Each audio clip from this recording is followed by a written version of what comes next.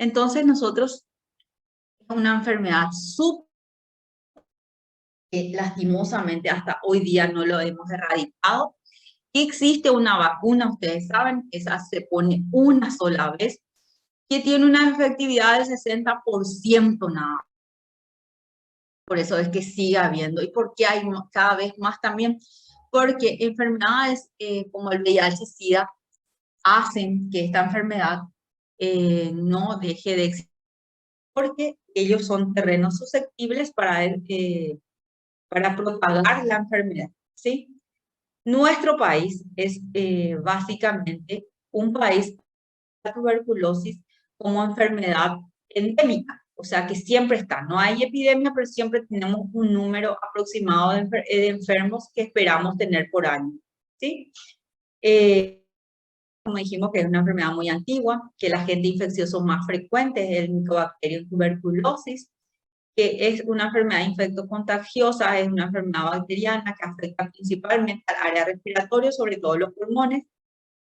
Existen otras micobacterias que son menos frecuentes, pero recuerden, el conjunto del complejo Mycobacterium tuberculosis, el más frecuente es el Mycobacterium tuberculosis y el Mycobacterium bovis, ¿sí? Es la causa más frecuente de la enfermedad tuberculosa en todos los seres humanos. El reservorio de la micobacteria normalmente son los mamíferos, ¿sí? Existen formas de adquirir la enfermedad. ¿Cómo adquiero la infección? La infección adquiero a través de las secreciones purulentas, ¿sí? Por eso es que cuando se desconocía mucho de la enfermedad, el personal que trabajaba en el hospital, sea de limpieza, cocineras, eh, enfermeras, médicos, adquirían la enfermedad por el contacto estrecho con los pacientes, ya que estábamos expuestos al esputo del paciente. Entonces, los individuos enfermos normalmente secretan cantidades de este bacilo a partir de las partículas de Welch. Lo que son las partículas de Welch se las denomina así porque están cargadas con bacilos.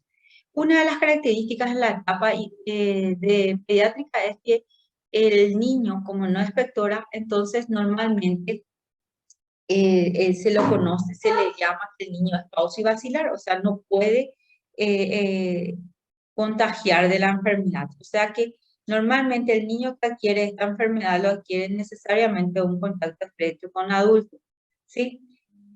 Porque en las otras enfermedades respiratorias habíamos dicho que el niño es el que contagia a los adultos, pero en este caso la tuberculosis la adquiere siempre de un adulto que es vector. También es más raro porque gracias a la adquisición en forma digestiva, pero es importante que ustedes sepan que existe eso, ¿sí? Eh, Otras formas de transmisión, o sea que ya sabemos que la transmisión es específicamente casi siempre vía aérea, ¿sí? Entonces, como ya les conté, que son las partículas de Welch, que son microgotas, que son menor a 5 micras de diámetro, que estas son expelidas, ¿verdad?, por el enfermo cuando tose, cuando habla, cuando canta. Y estos bacilos en el medio ambiente en que se encuentra son viables hasta 8 horas o más después de que estén en el medio ambiente. Por eso es que largas jornadas laborales nos hacen expuestos a adquirir la enfermedad cuando estamos en nuestros hospitales de referencia, y por eso es importante que si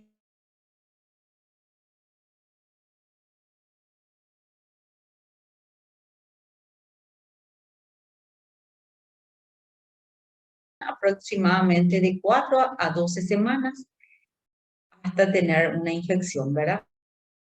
Y en el cual aparecen las lesiones características, ¿sí? Sin embargo, dice que pueden transcurrir que se produzcan los primeros los síntomas de tuberculosis, o sea que es una enfermedad silente, es una enfermedad crónica, ¿sí? Que también algo muy importante que tenemos en Paraguay, fiebre de más de 10 días, síndrome febril prolongado, tos de más de 15 días, hay que pensar en tuberculosis, ¿sí? ¿Está? Agente bacteriano de síndrome febril prolongado, la tuberculosis. Tos de más de 15 días, fiebre de más de 10 días. La infección primaria, entonces, por lo común, pasa desapercibida, no nos damos cuenta y solamente podríamos hacer el diagnóstico gracias a la prueba de la tuberculina, que es PPD, que es positiva de las 4 a 8 semanas después de la infección primaria. Las lesiones primarias se vuelven inactivas, se pueden calcificar, pero estas calcificaciones ¿y dónde encontramos esas calcificaciones? En los ganglios linfáticos pulmonarios o traqueobronquiales. El manejo primario eh, puede evolucionar a tuberculosis pulmonar o puede haber diseminación linfohematógena en pacientes que tienen alguna alteración o predisposición del sistema inmune. Entonces hay una invasión biliar, meningia o en otras pulmonares. Aparentemente, recuerden, nuestra vacuna,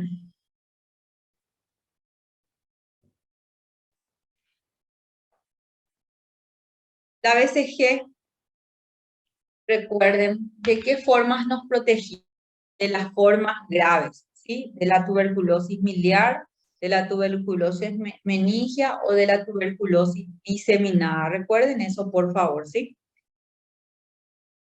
Entonces, es una infección frecuente, eh, en forma latente y que en cualquier momento pueda desarrollarse, ¿verdad? Por alteración de la enfermedad. ¿Cómo hacemos el diagnóstico de tuberculosis infantil? Antes que nada, tenemos que siempre pensar en tuberculosis en nuestro país. Cuando tenemos indígenas, cuando tenemos pacientes que son hijos de padre HIV positivo, cuando tenemos pacientes que vienen hijos de padres que están en situación en la cárcel. Entonces, esta enfermedad es más frecuente, ¿sí? Entonces, la sospecha es uno de los factores más importantes.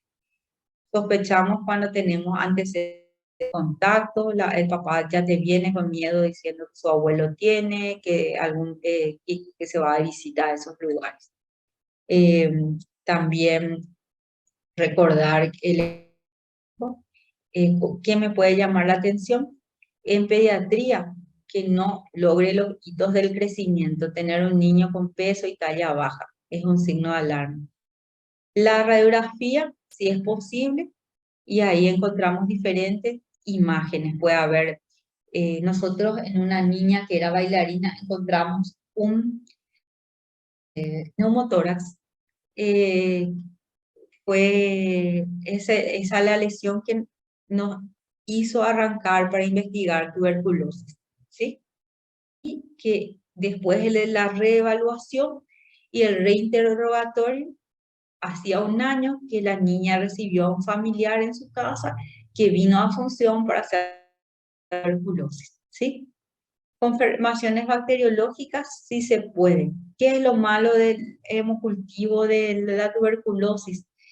Que está en 45 a 50 días positivo. O sea, no puedo esperar esos días para hacer el tratamiento. Entonces, sí, ya tengo que esperar a iniciar y tal vez si es negativo, a los 50 días ahí suspender. Pero cuando tengo alta sospecha, tengo que empezar. Las pruebas moleculares, que gracias a Dios el GeneXpert lo tenemos en nuestro país, al medio público y medio privado. El programa de tuberculosis país lo tiene y lo ofrece, y lo hacen las cabeceras departamentales, o sea, no hay necesidad de venir hasta Asunción para hacerse GeneXpert. La PPD también si hay sospecha de extrapulmonar, buscar. Y sobre todo paciente que tiene VIH, o sea, que tiene tuberculosis positiva, es muy importante que yo le haga una prueba de VIH porque tengo que saber si no es secundaria a esta enfermedad. Porque desde que empezó la charla, que esta enfermedad está directamente relacionada también con la propagación del VIH. Entonces, para que lo sepan, tos de más de 15 días, fiebre prolongada, disminución, pérdida de apetito, anorexia, que no aumente el peso correctamente, que tenga cansancio, que no sea... Entonces nos hace sospechar de esta enfermedad. Entonces, nosotros tenemos que los síntomas dependen del área afectada. Pleural, dolor pleurítico, disnea, ganglionar, aumento de los ganglios cervicales, tuberculosis meningia, tiene signos tiene afectación del sistema nervioso central, y osteoarticular, que es frecuente, son las grandes articulaciones o las articulaciones lumbares muy frecuentemente. Bueno, entonces nosotros muchas veces hacemos el diagnóstico, no tenemos muchas veces diagnóstico de certeza, pero según estos antecedentes, y si tenemos más de 2 de los signos de estos hallazgos, con alta sospecha iniciamos el tratamiento. Cuando y otra cosa, es muy importante hacer la diferencia entre infección y enfermedad, ¿sí?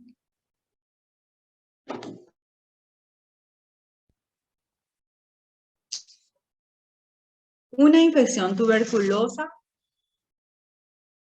es cuando tenemos el bacilo tuberculoso en el cuerpo. La prueba de PPD puede ser positiva. También la radiografía es normal. Las pruebas de frotis y de esputo son negativas, pero recuerden que normalmente esta prueba en los niños es negativa también. No hay síntomas, no hay componente infección, no es una infección. O sea, solamente nos dice que en algún momento estuvimos expuestos al bacilo tuberculosis y muchas veces puede ser la vacuna misma. Cuando frente a una enfermedad pulmonar podemos tener al bacilo activo en el cuerpo, ¿verdad? La prueba cutánea es positiva, ¿sí? Hay radiografía compatible con una enfermedad pulmonar. El esputo puede ser positivo y los cultivos positivos.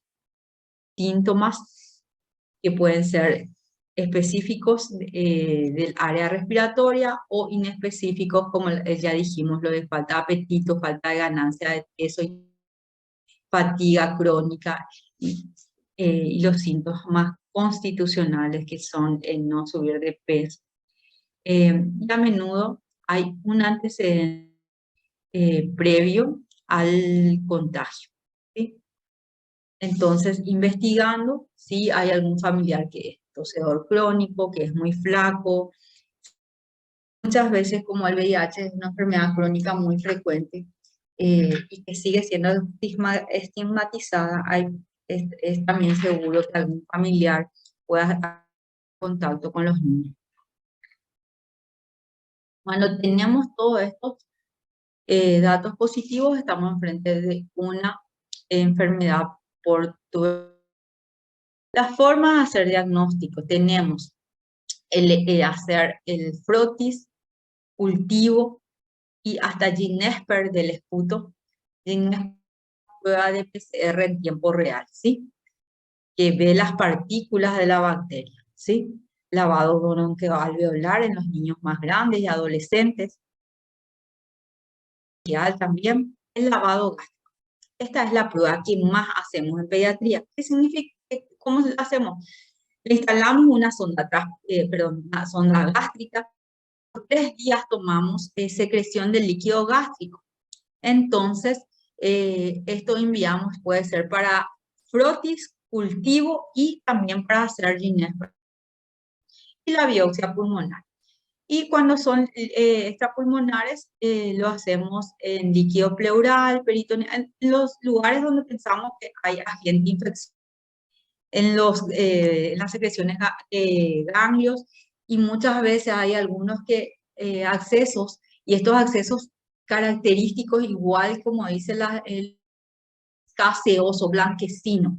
Entonces, cuando el paciente te dice, doctora, blanquecino me salió, bueno, hasta demostrar lo contrario en Paraguay, tenemos que sospechar de tuberculosis, ¿sí? Se puede hacer en orina, PCR en tiempo real, que es el Ginebra, podríamos hacer en las biopsias de los diferentes tejidos, ¿sí? También más formas de hacer diagnóstico. Entonces, para el diagnóstico puedo tener radiografías con diferentes imágenes que no siempre vamos a esperar que sean las características de ya un infiltrado miliar, pueden ser en diferentes. Cultivo, ya les dije que el cultivo en Lowenstein-Jensen es un cultivo muy laborioso y de larga duración, que 45 a 50 días recién tenemos positivos. La prueba de Ginebra, que le dije que es una prueba PCR-TR, que significa en tiempo real y tiene una alta sensibilidad y especificidad, y la PPD. ¿Sí? La PPD, en este cuadro vamos a leer que son las formas de interpretación, ¿sí? Para que lo miren después con más detenimiento.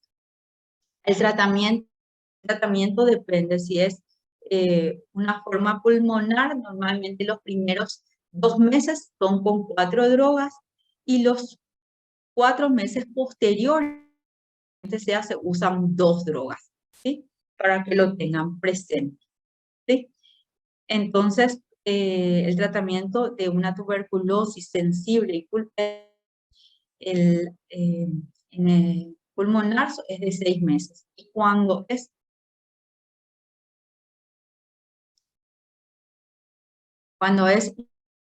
dosis del sistema nervioso central, el tratamiento es de 9 a 10 meses, al igual si es una diseminada, una forma miliar o articular.